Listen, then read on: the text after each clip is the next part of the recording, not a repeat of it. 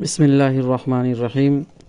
سامعین، آپ سب کا اسلامک ڈائجسٹ چینل پر ایک بار پھر خیر مقدم ہے۔ آج ہم آپ کے سامنے جس کتابچے کا مطالعہ پیش کرنے والے ہیں اس کا نام ہے شادی بیاہ اسراف سے کیسے بچیں، یعنی فضول خرچی، بیکار کے خرچ سے ہم کیسے بچیں۔ یہ کتابچہ لکھا ہے ڈاکٹر محمد فہیم اختر ندوی صاحب نے۔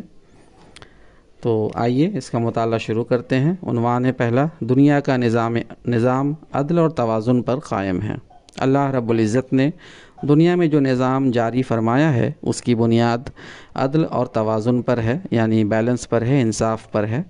قرآن کریم کی سورہ رحمان میں جب اللہ نے انسان کی تخلیق، اس کے لیے قرآن و بیان کی تعلیم، شمس و قمر کی گردش، نجم و شجر کے سجود اور رفعت آسمان کا تذکرہ کیا تو فرمایا اس نے ایک میزان رکھ دیا ہے، سو اس میزان میں کچھ بھی سرکشی نہ کرنا اور عدل کے ساتھ تولنا، اس میں ذرا بھی ڈنڈی مت مارنا۔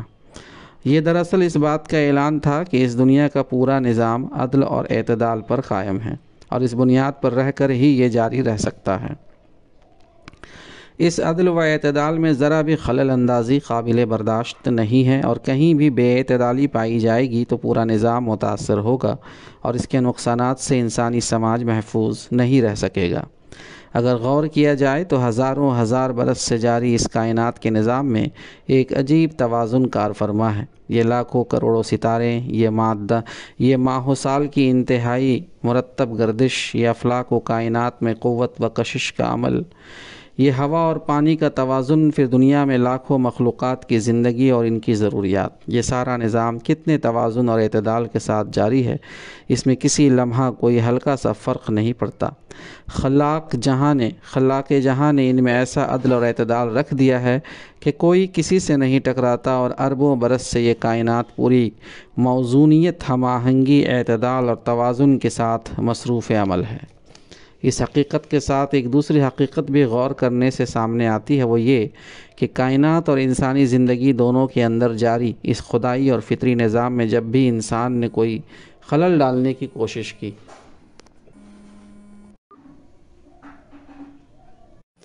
اور اس کے توازن میں بگاڑ پیدا کیا تو لازماً اس کا رد عمل ظاہر ہوا، جس میں انسان کی صحت، اس کے وسائل اور اس کی زندگی کے لیے نقصانات کا سامان تھا۔ ماحولیات کی آلودگی، یعنی جو ایٹماسفیئر پولیوٹڈ ہوتی ہے، ماحولیات کی آلودگی خالص انسان کا پیدا کردہ مسئلہ ہے، اور اس آلودگی کے نتیجہ میں انسانی سوسائٹی کو آج کتنے خطرناک قسم کے امراض کا سامنا ہے، وسائل زندگی میں کتنے بڑے پیمانے پر نقصان پیدا ہوا ہے، اور انسانی زندگی کتنے آفات ارضی و سماوی میں گھر گئی ہے، یہ تفصیلات اب جگ ظاہر ہے۔ انسانی تعلقات کا میدان ہو یا انسانوں کے حقوق کا مسئلہ، خاندان کے رشتوں کی بات ہو یا سماجی زندگی کے روابط کا معاملہ، خورد و نوش کی اشیاء ہوں یا پہننے اوڑھنے کے اسباب، گھریلو استعمال کی اشیاء کی صنعت ہو یا اجناس و غلہ جات اور پھلوں کی زراعت و تجارت، مختلف جگہوں پر دیکھا جا سکتا ہے کہ فطرت کے نظام میں خلل آنے اور توازن کے بگڑنے کی وجہ سے ہر شے میں جیسے انسانوں بلکہ تمام مخلوقات کے لیے نقصان سما گیا ہو۔ افادیت کا پہلو گھٹنے لگا ہے اور نقصان کا تناسب بڑھتا جا رہا ہے۔ یہ صحیح ہے کہ انسان نے اپنے راحت و آرام کے مصنوعی سامان، یعنی آرٹیفیشل آرٹیکلز کی فراہمی کے میدان میں گویا انقلاب برپا کر دیا ہے، لیکن اس حقیقت سے اب کسے مجال انکار ہے کہ مجموعی اعتبار سے نقصانات کا تناسب فائدوں سے زیادہ ہے۔ ایسا کون انسان ہے جو بیماریوں سے محفوظ ہے، جبکہ پہلے پورے سماج میں کبھی کبھار کوئی بیمار ہوتا تھا؟ اب کتنے لوگ ہیں جس کی زندگی میں حقیقی مسرت اور سکون کی لذت موجود ہے، جبکہ سکون و حسرت ہی انسانی وسائل اور جد و جہد کا مطلوب تھا۔ آج سارے وسائل کے ہوتے ہوئے انسان حقیقی خوشی اور قلبی اطمینان کی دولت سے محروم ہے۔ یہاں غور کرنے کا ایک اہم نقطہ یہ ہے کہ کائنات کے نظام میں جب بھی کوئی خلل پیدا ہوا ہے اور انسانی زندگی کو جہاں بھی عدم توازن کے نقصان سے دوچار ہونا پڑا ہے تو وہ لازماً انسان کے کسی غلط اقدام کا نتیجہ رہا ہے۔ اپنے آپ کبھی بھی قدرت کے نظام اور اس کے توازن میں فرق نہیں واقع ہوا ہے، یہ انسان ہی ہے جس نے توازن کو بگاڑا ہے اور نقصانات کے بیج بوئے ہیں۔ توازن کیا چیز ہے؟ سوال یہ ہے کہ یہ توازن کیا چیز ہے اور انسان کے وہ کون سے اقدامات ہیں جن سے توازن بگڑتا ہے اور نقصانات پیدا ہوتے ہیں۔ یہ سوال جتنا اہم ہے اس کا جواب اسی قدر آسان ہے۔ کائنات کے موجد اور انسان کے خالق نے جب ان دونوں کو وجود بخشا اور اس کو ایک نظام کا پابند بنایا تو اس نے اپنے اس نظام کی اطلاع دونوں کو دی اور اس پر کاربند رہنے کا حکم جاری فرمایا۔ ذرا دیکھیے قرآن مجید کا کتنا دلکش پیرایا بیان ہے۔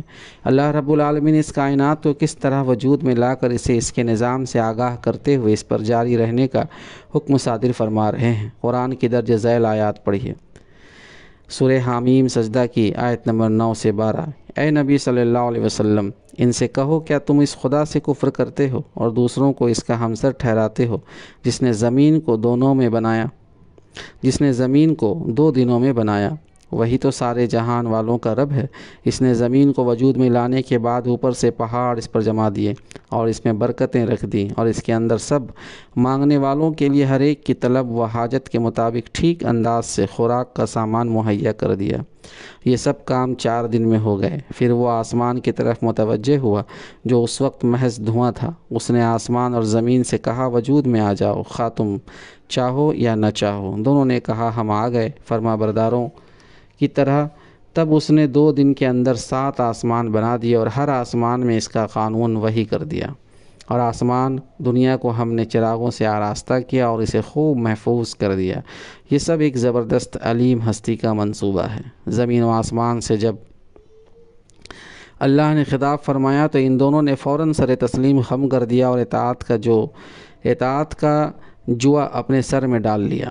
وہ لمحہ ہے اور رہتی دنیا تک یہ کائنات اپنے نظام پر کاربند ہے۔ افلاک کی گردش میں اربوں برس بعد بھی معمولی سا فرق واقع نہیں ہو سکا ہے۔ اللہ نے کائنات کے ساتھ انسان کو بھی اس کے نظام سے آراستہ کیا اور اس کے لیے بھی احکام صادر فرمائے۔ انسان کے بارے میں قرآن کی آیات ملاحظہ کیجیے۔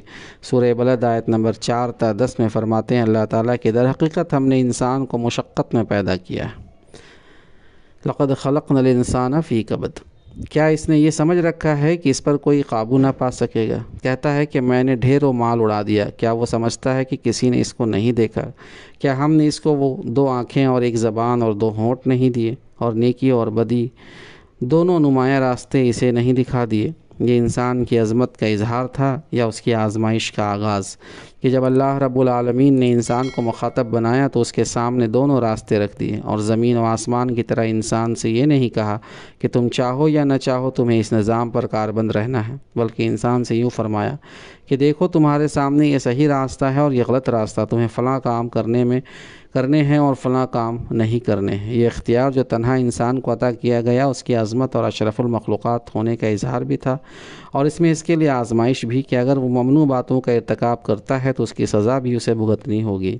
اس مختصر تفصیل سے واضح ہو جاتا ہے کہ اللہ کے احکام اور اس کی ہدایات کا نام توازن ہے، اور ان احکام کو توڑنے سے توازن بگڑتا ہے اور نقصان پیدا ہوتا ہے۔ کائنات تو حکم الہی کی تابعداری میں اختیار سے محروم ہو کر لگی ہوئی ہے، تو اس کے نظام میں کہیں کوئی عدم توازن ظاہر نہیں ہوتا اور اس میں کوئی نقصان پیدا نہیں ہوتا۔ آسمان، سیارے اور افلاک میں کہیں کسی نقصان یا بگاڑ کی نشاندہی نہیں کی جا سکی ہے۔ انسان نے فضا کی وسعتوں اور افلاک کے رازوں کے بارے میں جو کچھ معلومات حاصل کی ہیں، ان میں قدرت کے نظام توازن و اعتدال کی کارفرمائی دیکھ کر وہ حیران و ششدر ہی رہ گیا ہے، اور خدا ترس انسان کی زبان بے اختیار پکار اٹھی ہے، فتبارک اللہ احسن الخالقین۔ بس بڑا ہی بابرکت ہے اللہ سب کاریگروں سے اچھا کاریگر۔ دیکھیے قرآن کیا کہہ رہا ہے۔ سورہ ملک آیت نمبر 3 تا 4۔ تہ برتہ 7 آسمان بنائے، تم رحمان کی تخلیق میں کسی قسم کی بے ربطی نہ پاؤ گے، پھر پلٹ کر دیکھو کہیں تمہیں کوئی خلل نظر آتا ہے، بار بار نگاہ دوڑاؤ، تمہاری نگاہ تھک کر نامراد پلٹ آئے گی۔ یقیناً نہیں، کہیں کوئی تفاوت اور فرق نہیں ہے، پوری کائنات اپنے نظام کے مطابق جاری و ساری ہے۔ یہی نظام اللہ کا حکم ہے جس کی تابعداری میں وہ مصروف ہے۔ یقیناً نہیں، کہیں کوئی تفاوت اور فرق نہیں ہے، پوری کائنات اپنے نظام کے مطابق جاری و ساری ہے۔ یہی نظام اللہ کا حکم ہے جس کی تابعداری میں وہ مصروف ہے۔ لیکن انسان کا نتیجہ کیا رہا؟ اللہ نے اسے صحیح اور غلط دونوں راستے بتا کر آزادی عطا کر دی اور بتا دیا کہ ان احکام پر عمل کرو گے تو تمہارے لیے خوشیاں، نعمتیں اور بہار ہی بہار ہوں گی۔ سورہ نوح میں اللہ تعالیٰ فرماتے ہیں آیت نمبر 11 اور 12 میں کہ وہ تم پر آسمان سے خوب بارشیں برسائے گا، تمہیں مال اور اولاد سے نوازے گا، تمہارے لیے باغ پیدا کرے گا اور تمہارے لیے نہریں جاری کر دے گا، لیکن اگر احکام کو چھوڑ کر ممنوعات کا ارتکاب کیا اور غلط راستے پر چل پڑے تو انجام تباہی و بربادی اور ہلاکت ہوگی۔ اللہ کے انہی احکام کا نام تو توازن ہے۔ انسان نے جب تک اللہ کے احکام کی تابع داری کی توازن برقرار رہا اور اس کی نعمتوں سے وہ فیض یاب ہوتا رہا، لیکن جب اور جہاں اس نے اللہ کے احکام توڑے، اس کی طے کردہ حدود سے تجاوز کیا، ان سرحدوں میں داخل ہوا جہاں داخلے کی سخت ممانعت تھی، تو بگاڑ پیدا ہوا اور نقصانات ظاہر ہوئے۔ بارش کے موسم میں بے تربیتی اور اس کی وجہ سے کہیں سیلاب اور کہیں خشک سالی، زمین کے سینہ میں مدفون خزینوں کا بے دریغ استعمال، بلکہ فضول خرچی اور اس کے نتیجے میں ذخیرے ختم ہو جانے کا اندوہناک خوف، پھر اس کے لیے انسان میں قتل و غارت گری اور لاکھوں کروڑوں انسانوں کا خون بہا کر چند انسانوں کے ذریعے بقیہ ذخیروں پر قبضہ کی کوشش، قدرتی وسائل و ذخائر کا ایسے آلات تعیش کی صنعت میں استعمال جس سے انسانی زندگی خطرناک امراض کی لپیٹ میں آ گئی ہے۔ آبی ذخیروں میں ایسے فضلات کی آمیزش کہ پانی زندگی کا راز نہیں، موت کا پیغام بن گیا ہے۔ فضاؤں میں ایسے ایندھن اور گیسوں کا اخراج کہ انسان اس کی خدمت میں لگی دوسری حیوانی مخلوقات موت کی نیند سو رہی ہے۔ اسی پر بس نہیں، انسانی رشتوں اور تعلقات میں ایسی حیوانات کا اظہار کہ ایڈز جیسے خطرناک اور لا علاج مرض کا دیو پورے سماج کو ہضم کرنے پر تلا ہوا ہے۔ یہ سب انسان ہی کے تو کرتوت ہیں، اسی کے اقدامات نے ان نتائج کو برپا کیا ہے۔ یہ سارے مظاہر سوائے عدم توازن اور بے اعتدالی کے اور کیا ہیں، اور اسی بے اعتدالی نے انسان کی زندگی جہنم زار بنا دی ہے۔ قرآن نے اس منظر کی تصویر ان الفاظ میں کھینچی ہے۔ سورہ روم آیت نمبر 41، خشکی اور تری میں فساد برپا ہو گیا ہے، لوگوں کے اپنے ہاتھوں کی کمائی سے کرتا تاکہ مزہ چکھائے ان کو ان کے بعض اعمال کا، شاید کہ وہ باز آ جائیں۔ انسان بھی اگر افلاک و کائنات کی طرح احکام خالق کی مکمل تابعداری کرتا ہوتا تو قطعاً بے اعتدالی اور عدم توازن پیدا نہ ہوتا اور پھر بر و بحر میں یہ فساد ظاہر نہ ہوتا۔ بس یہ بات طے ہوئی کہ توازن کو اختیار کرنا انسانیت کی فلاح کے لیے لازمی ہے، اور حکم الہی کی تابعداری کرنا توازن ہے، اور اسی توازن پر دنیا اور انسان کے حیات دونوں کا نظام قائم ہے۔ جب تک توازن قائم رہے گا یہ نظام اپنی برکتیں ظاہر کرتا رہے گا، اور جب توازن بگڑے گا بگاڑ و فساد سامنے آئے گا۔ دو کناروں کے درمیان، توازن اور اعتدال کی جگہ دو کناروں کے درمیان ہے۔ ایک کنارہ افراط ہے اور دوسرا تفریط، ایک زیادتی ہے اور دوسرا کوتاہی، ایک اسراف ہے اور دوسرا بخل۔ اللہ صرف اعتدال کو پسند کرتا ہے، اسے نہ افراط پسند ہے اور نہ تفریط۔ وہ جس طرح زیادتی کرنے والوں کو محبوب نہیں رکھتا، واللہ لا يحب المعتدین، اسی طرح کوتاہی کرنے والے بھی اسے محبوب نہیں ہیں۔ ولا تکونوا من المخسرین، اور کسی کو گھاٹا نہ دو۔ قرآن میں اللہ نے اپنے بندوں کے کچھ اوصاف بیان فرمائے، انہیں اللہ نے عباد الرحمن کا معزز لقب دیا۔ وہ رحمان کے بندے ہیں، ان کا ایک وصف اللہ ان الفاظ میں بیان فرماتا ہے، جو خرچ کرتے ہیں تو نہ فضول خرچی کرتے ہیں نہ بخل، بلکہ ان کا خرچ دونوں انتہاؤں کے درمیان اعتدال پر قائم رہتا ہے۔ سورہ الفرقان آیت نمبر 67۔ زندگی کے تمام معاملات کی طرح خرچ کے میدان میں بھی اعتدال اللہ کو پسندیدہ ہے۔ ایک جانب زیادتی اسراف ہے اور دوسری جانب کوتاہی تخہیر یعنی بخل و کنجوسی ہے۔ رحمان کے بندے ان دونوں انتہاؤں کے درمیان اعتدال کی شاہراہ پر گامزن رہتے ہیں، اور جب ہی وہ اللہ کی محبوبیت کا مقام پا لیتے ہیں۔ بخل اور کنجوسی قابل مذمت ہے، لیکن اسراف اور فضول خرچی اس سے زیادہ مذموم اور نقصان دہ ہے۔ اس لیے اللہ اور اس کے رسول صلی اللہ علیہ وسلم نے اسراف اور فضول خرچی سے روکا ہے، اور بیجا خرچ کرنے والوں کو شیطان کا بھائی قرار دیا ہے۔ قرآن میں کہا گیا ہے، فضول خرچ لوگ شیطان کے بھائی ہیں، اور شیطان اپنا اپنے رب کا ناشکرہ ہے۔ سورہ بنی اسرائیل آیت نمبر 27۔ جس طرح زندگی کے دیگر امور میں بے اعتدالی بگاڑ و فساد کا سبب بنتی ہے، اسی طرح خرچ میں بے اعتدالی بڑے نقصانات اور خطرات کا دروازہ کھولتی ہے۔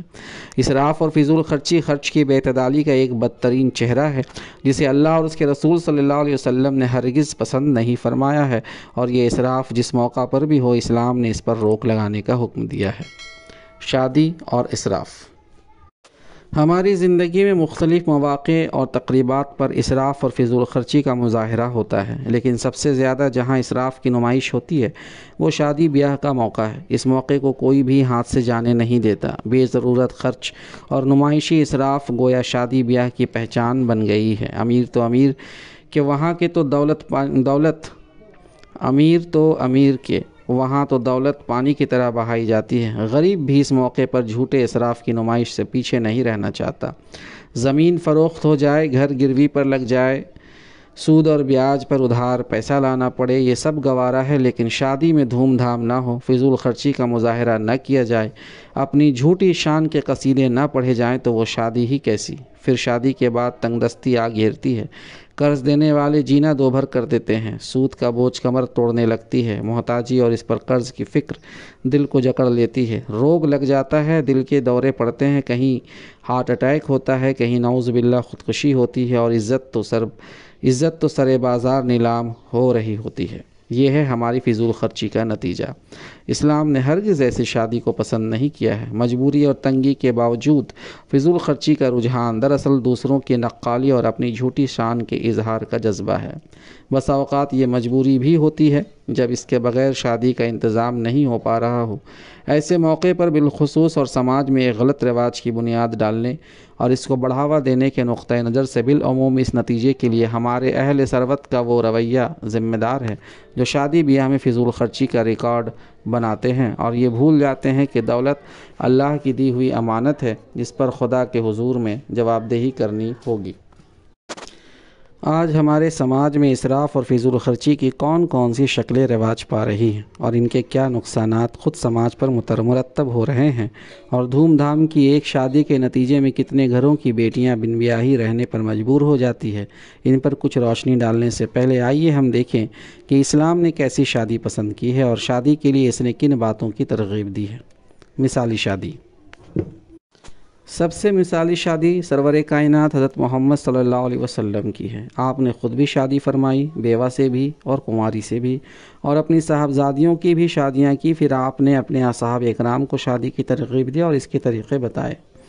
آپ صلی اللہ علیہ وسلم کے مبارک عمل اور آپ کی ہدایات کا مطالعہ کرنے سے واضح ہوتا ہے کہ شادی ایک سماجی ضرورت تھی اور ساتھ ہی ایک عبادت بھی۔ اسی لیے آپ صلی اللہ علیہ وسلم نے نکاح کرنے کی ترغیب دی اور بن بیاہے شخص کو شیطان کا بھائی بتایا، نیز شادی کو اپنی سنت قرار دیا۔ لیکن کہیں سے بھی یہ ظاہر نہیں ہوتا کہ شادی دولت کی نمائش اور بیجا اسراف کی کوئی تقریب سمجھی گئی ہو۔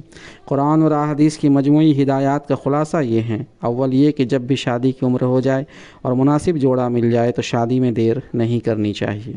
تجرد کی زندگی مفاسد کا دروازہ کھولتی ہے، اس لیے ایسی زندگی کو اسلام نے پسند نہیں کیا ہے۔ اس کا حکم ہے کہ ہر بے نکاح کا نکاح کرا دیا جائے اور اس کام کی ذمہ داری وہ فرد بھی محسوس کرے جو بے نکاح ہے، خواہ کنوارا ہو یا شادی کے بعد کسی وجہ سے بیوی سے محروم ہو، اور سماج بھی اس کی ذمہ داری لے کہ اس کا کوئی فرد بے نکاح نہ رہے۔ دوسرے یہ کہ شادی کے لیے اعلیٰ تعلیم، معیاری ملازمت، عمدہ رہائش اور آشائش و سہولت کی فراوانی لازمی نہیں ہے۔ یہ چیزیں انسان کی مطلوبہ ہو سکتی ہیں، لیکن شادی کو ان چیزوں پر موقوف رکھنے کا رجحان نہ تو صحت مند ہے اور نہ اسلام میں پسندیدہ۔ شادی تو ایک سماجی ضرورت اور ایک گونا عبادت ہے۔ اس کے لیے صرف اتنا کافی ہے کہ انسان صحت مند اور کفایت شعاری کے ساتھ اخراجات پوری کرنے کی اہلیت رکھتا ہو، بلکہ قرآن کریم نے تو یہاں تک کہہ دیا ہے کہ شادی کرنے کے بعد اگر انہیں تنگ دستی کا ڈر ہو تو اللہ اپنے فضل سے انہیں غنی کر دے گا۔ قرآن کی آیات پڑھیے، سورہ نور آیت نمبر 32 میں اللہ نے فرمایا: تم میں سے جو لوگ مجرد ہوں اور تمہارے لونڈی غلاموں میں سے جو صالح ہوں ان کے نکاح کر دو، اگر وہ غریب ہوں تو اللہ اپنے فضل سے ان کو غنی کر دے گا۔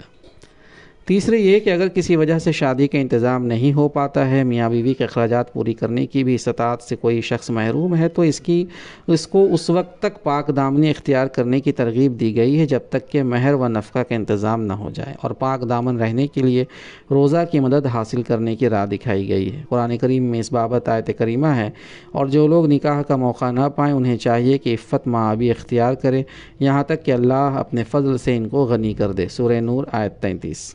اور رسول اللہ صلی اللہ علیہ وسلم نے فرمایا، اے نوجوانوں، تم میں سے جو نکاح کی استطاعت رکھتا ہے وہ شادی کر لے، یہ نگاہ کو نیچی رکھتی ہے اور شرمگاہ کی حفاظت کرتی ہے، اور جو نکاح کی استطاعت نہیں رکھتا وہ روزہ رکھے، روزہ اس کی شہوت کے زور کو توڑنے والا ہے۔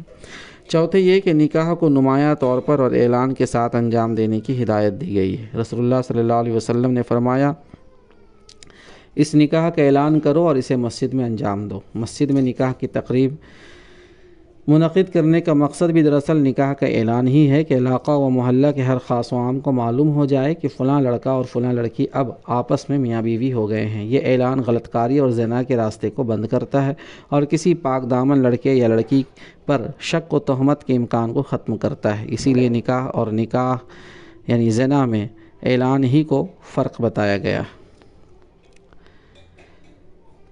نکاح کے وقت لوگوں کی موجودگی اور اس کو یقینی بنانے کے لیے گواہان کی شرط نکاح کو زناکاری سے بالکل علیحدہ کر دیتی ہے، ورنہ بہت ممکن تھا کہ بے رضا زنا کرنے والے دعویٰ کر بیٹھیں کہ ہم نے نکاح کر کے ایسا کیا ہے۔ پانچویں یہ کہ نکاح کی تقریب اور شادی کے موقع کو خوشی و مسرت کا موقع سمجھا گیا، اور اس موقع پر خوشی و مسرت کے اظہار کو نہ صرف غلط نہیں بتایا گیا بلکہ اس کی ترغیب دی گئی۔ شادی کیوں نہ خوشی کا موقع ہو، یہ دنیا کی بڑی نعمت اور لذت کا ذریعہ ہے اور بے انتہا مصالح اور فوائد کی بنیاد ہے، بلکہ سچی بات تو یہ ہے کہ شادی کے بغیر انسان ادھورا ہے۔ اللہ نے انسان کی تخلیق ہی اس طرح فرمائی کہ مرد اور عورت دونوں ایک دوسرے سے مل کر مکمل ہوتے ہیں، دونوں اپنی جگہ آدھے ہیں، جبھی قرآن نے ان دونوں کو ایک دوسرے کا حصہ قرار دیا۔ قرآن میں ہے، بعضکم من بعض، تم سب ایک ہی گروہ کے لوگ ہو، اور رسول اللہ صلی اللہ علیہ وسلم نے فرمایا، عورتیں مردوں کا حصہ ہیں۔ اتنا ہی نہیں بلکہ دونوں کے ایمان کی تکمیل بھی نکاح اور شادی کے بعد ہی ہوتی ہے۔ جب کوئی شخص شادی کر لیتا ہے تو وہ آدھے دین کی تکمیل کر لیتا ہے، اب وہ بقیہ آدھے دین کے بارے میں اللہ کا خوف رکھے۔ ایسی خوشی و مسرت کے موقع پر شادمانی کے مہذب اظہار کی نہ صرف اجازت بلکہ ترغیب دی گئی ہے۔ ایک موقع پر رسول اللہ صلی اللہ علیہ وسلم نے حضرت عائشہ رضی اللہ عنہا سے فرمایا کہ تم نے شادی کے موقع پر کیوں نہ کسی ایسے شخص کا انتظام کر دیا جو شادی میں یوں گاتا۔ پھر آپ نے شعر کے 2 بند پڑھے۔ ایک صحابیہ حضرت ربیع بنت معوذ بن افرا کا بیان ہے کہ میری شادی کی صبح کو حضور صلی اللہ علیہ وسلم میرے گھر تشریف لائے، وہاں بچیاں دف بجا کر گا رہی تھیں، ان کے ایک جملہ پر رسول اللہ صلی اللہ علیہ وسلم ٹوکتے ہوئے فرمایا کہ اس جملہ کو یوں کہو۔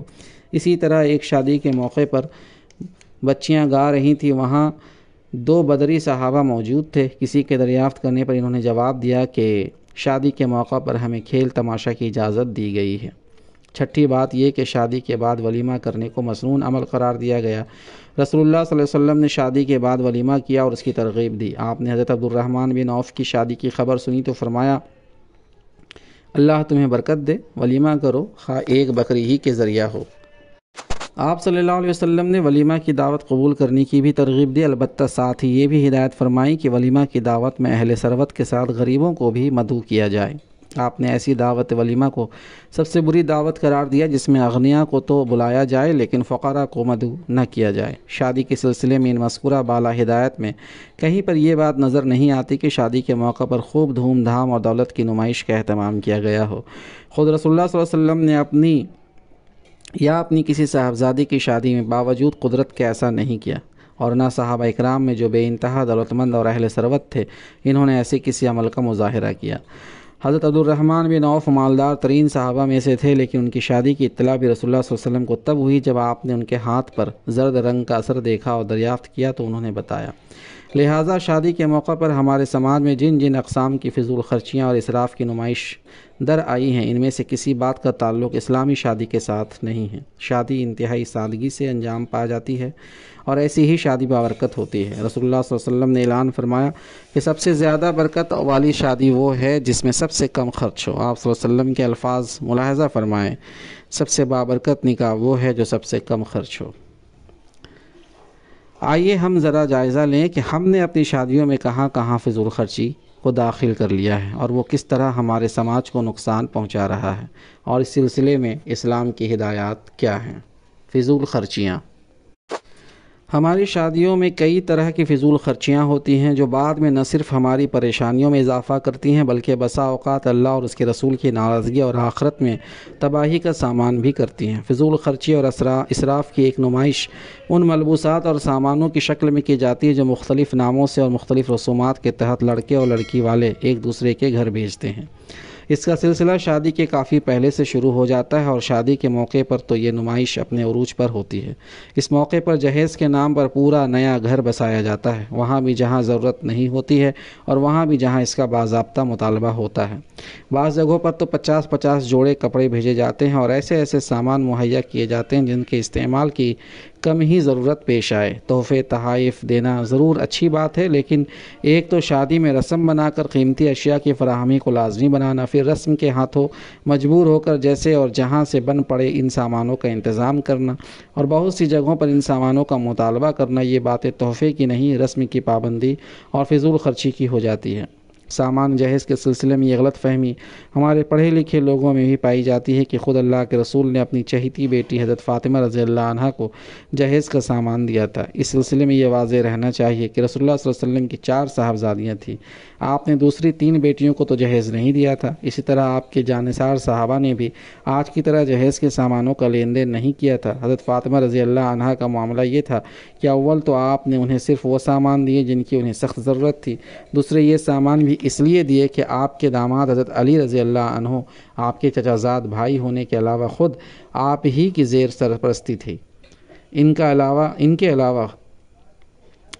علیحدہ گھر نہ تھا، نہ وہ مدینہ میں اپنے ماں باپ کے گھر تھے، وہ حضور اکرم صلی اللہ علیہ وسلم کے ساتھ ہی رہتے تھے۔ جب آپ نے ان کی شادی اپنی بیٹی حضرت فاطمہ سے کر دی تو ان دونوں کو ایک علیحدہ گھر میں بسایا اور انتہائی ضرورت کے چند سامان انہیں دیے تاکہ وہ نئے گھر میں کھانے اور سونے کا نظم کر سکے۔ کیا یہ وہی جہیز تھا جس کا مظاہرہ آج ہماری شادیوں میں ہو رہا ہے؟ ہرگز نہیں۔ وہ نہ رسم تھی اور نہ نمائش، ایک ضرورت کی تکمیل تھی، اس کی آج بھی اجازت ہے، لیکن رسم کے نام پر بے ضرورت سامانوں کا ڈھیر لگانا اور بے شمار چیزوں کی نمائش کرنا سوائے اسراف اور فضول خرچی کے اور کیا نام پا سکتا ہے؟ اسراف کی دوسری شکل شادی کی تقریب کا موقع ہوتا ہے۔ اب یہ بات اچنبھے کی نہیں رہی کہ شادی ہال کی تیاری اور اس کی سجاوٹ پر لاکھوں لاکھ روپے خرچ کیے جاتے ہیں، آرائش اور زیبائش میں ایک دوسرے پر بازی لیے جانے کی کوشش ہوتی ہے اور ایک شب کی آراستگی پر اتنا سرمایہ لٹایا دیا جاتا ہے جس میں سینکڑوں بچیوں کی شادیوں کا انتظام ہو جائے۔ اسی شادی کے موقع پر نکاح کی تقریب میں اور ولیمہ کی دعوت میں اتنی بڑی تعداد میں لوگوں کو مدعو کیا جاتا ہے کہ بھیڑ کی شکل بن جاتی ہے۔ پھر کھانے کے انواع و اقسام میں ایسا تنوع دکھایا جاتا ہے کہ انسان کھائے کم اور دیکھے زیادہ، چنانچہ عموماً بہت سے کھانوں کی بربادی ہوتی ہے۔ اسراف کا تعلق مہر سے بھی ہے۔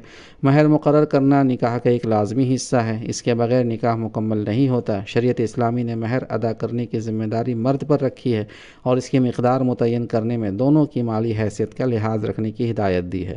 مہر کی رقم دراصل عورت کا حق ہے جو اسے شادی کے موقع پر مل جانا چاہیے۔ نکاح کے بعد جب تک مہر کی رقم ادا نہیں ہوتی وہ شوہر پر بیوی کا قرض بنا رہتا ہے۔ شریعت چاہتی ہے کہ بیوی کو مہر کی رقم جس قدر جلد ممکن ہو مل جائے، اس لیے اس کی ہدایت ہے کہ مہر میں اتنی رقم مقرر کی جائے جو بآسانی شوہر ادا کر دے، ہاں اتنی کم بھی نہ ہو کہ اس کی کوئی خاص حیثیت نہ بن سکے۔ اس سلسلے میں عورت کے خاندان کی دیگر عورتوں کے مہر کی رقم کو نمونہ بنانا چاہیے، لیکن کبھی کبھار دکھاوے کی خاطر مہر کی رقم بہت بڑی مقدار میں مقرر کر دی جاتی ہے اور بسا اوقات خود لڑکی والے مہر کی غیر معمولی مقدار رکھنے کا مطالبہ کرتے ہیں۔ یہ رجحان بھی اسراف کا غماز ہے۔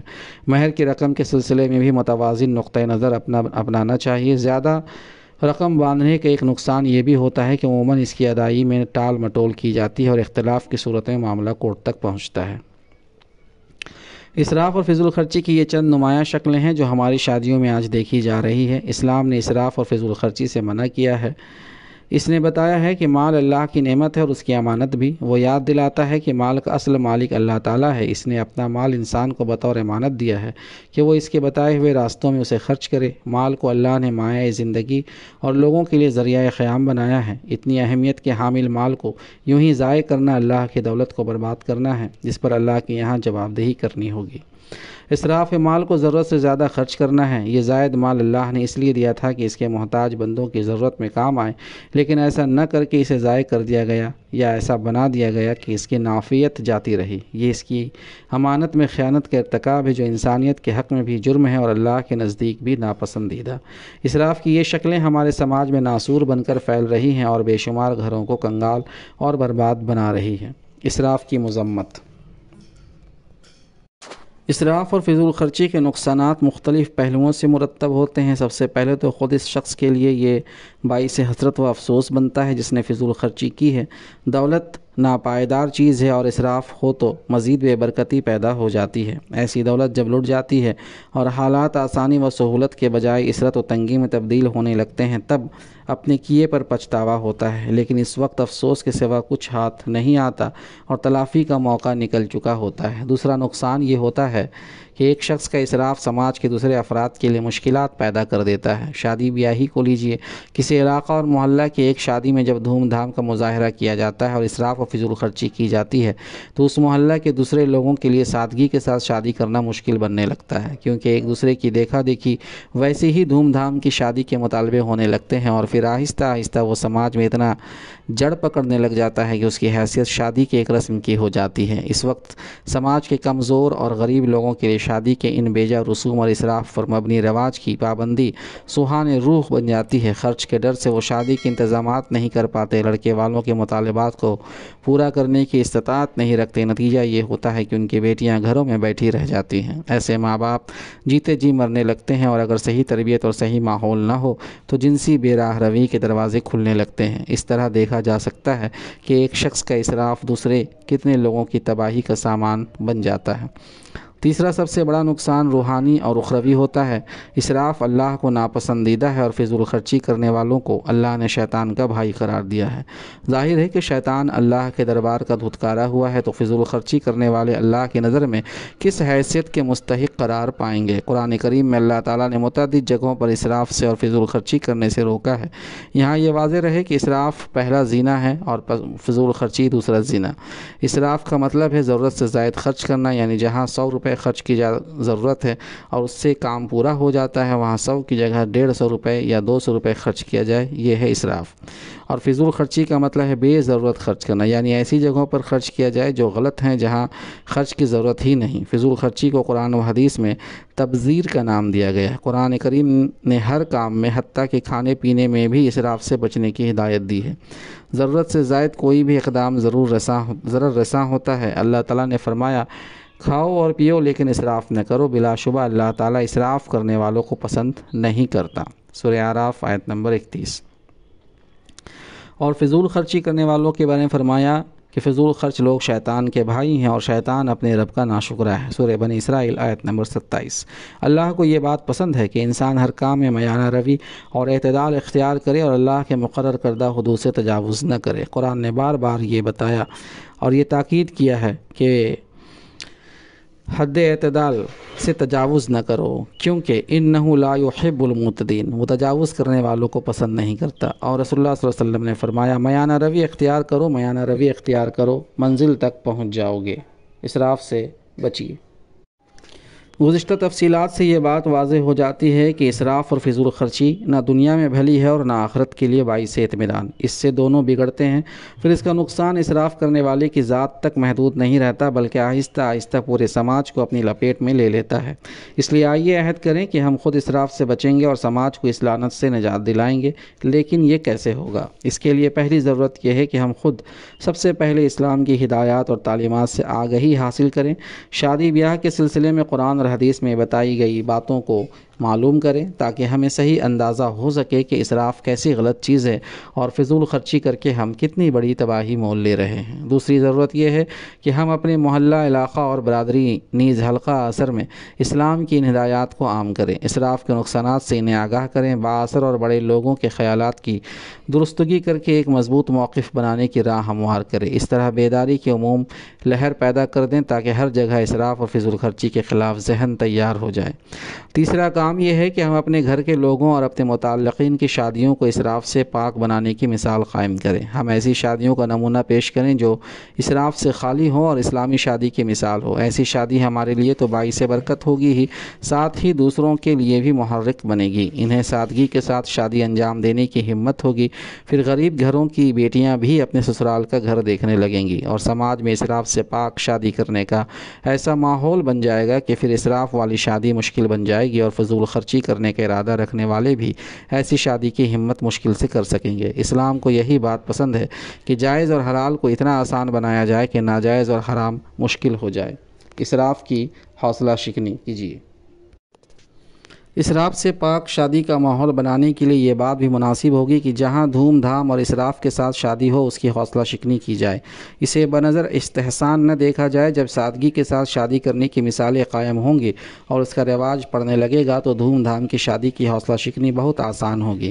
سماج کا دباؤ بڑا مؤثر ہوتا ہے۔ جب محلہ اور علاقہ کے معززین اور بااثر لوگ ایسی شادی کو ناپسندیدگی کی نظر سے دیکھیں گے، اپنے حلقہ اثر میں اس پر ناپسندیدگی کا اظہار کریں گے اور سادگی کی شادی کو تعاون دیں گے تو بہت جلد خوشگوار ماحول بننے لگیں گے۔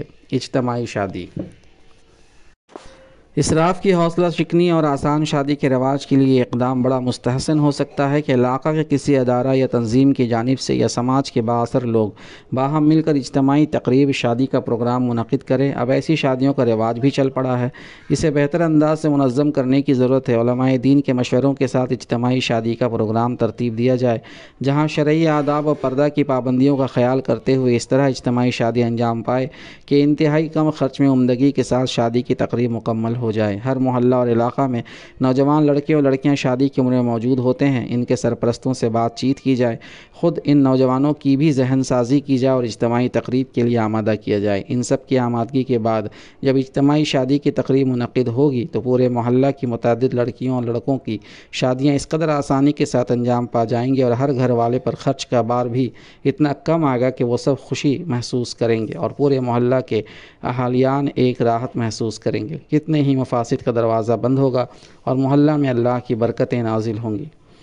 ایسی اجتماعی تقریب منعقد کرنے کے لیے اگر پہلے سے گفتگو کا ماحول بنایا جائے اور بات چیت چلتی رہے تو اس نظم کو مزید آسان بنایا جا سکتا ہے۔ اس کی ایک شکل یہ بھی ہو سکتی ہے کہ محلہ یا علاقہ میں اس نام سے ایک فنڈ قائم کر دیا جائے جس میں خود محلہ کے لوگ حسب حیثیت رقم جمع کرتے رہیں۔ اہل خیر اس میں اپنی استطاعت کے مطابق زیادہ حصہ لے سکتے ہیں۔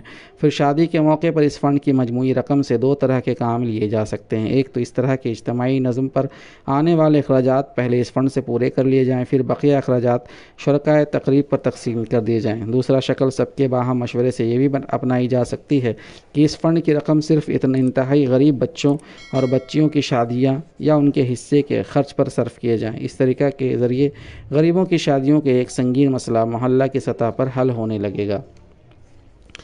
رسول اللہ صلی اللہ علیہ وسلم کو ایسی اجتماعیت بے انتہا پسند تھی جہاں تمام شرکاء اپنے اپنے حصہ کی تھوڑی تھوڑی مقدار ملا کر ایک مجموعہ بنا لیں اور پھر سب مل کر اس مجموعہ سے اپنی ضروریات پوری کر لیں۔ آپ صلی اللہ علیہ وسلم سفر میں کھانے بھی اسی طرح نظم فرمایا کر لیا کرتے تھے۔ آئیے ہم ارادہ کریں کہ شادی کے اہم مسئلہ کے لیے جو آج ہمارے سماج میں انتہائی سنگین بنا ہوا ہے اسوہ نبوی صلی اللہ علیہ وسلم کی روشنی حاصل کرتے ہوئے اجتماعی نظم قائم کریں گے اور اپنے علاقہ اور محلہ کے سطح پر اس سلسلے میں اقدام کریں گے تاکہ ہمارا اقدام نہ صرف ہمارے علاقہ کے لوگوں کے لیے اسلامی آداب کی روشنی میں مسئلے کا حل بنے بلکہ یہ دوسروں کے لیے ایک نشان راہ اور نمونہ عمل بھی بنے۔ آئیے پھر ہم طے کریں کہ ہم اسراف سے پاک کم خرچ شادی کا اسلامی نمونہ برپا کرنے کے لیے خود بھی ایسی شادیاں کریں گے اور اپنے بھائیوں اور بہنوں کے لیے بھی ایسی ہی شادیوں کی راہ ہموار کریں گے۔ تو سامعین، یہ تھے آج کا مطالعہ، شادی بیاہ اسراف سے کیسے بچیں۔ اللہ تعالی ہم سب کو رسول اللہ صلی اللہ علیہ وسلم کے سنت پر چلنے کی توفیق عطا فرمائے۔ جزاک اللہ خیر۔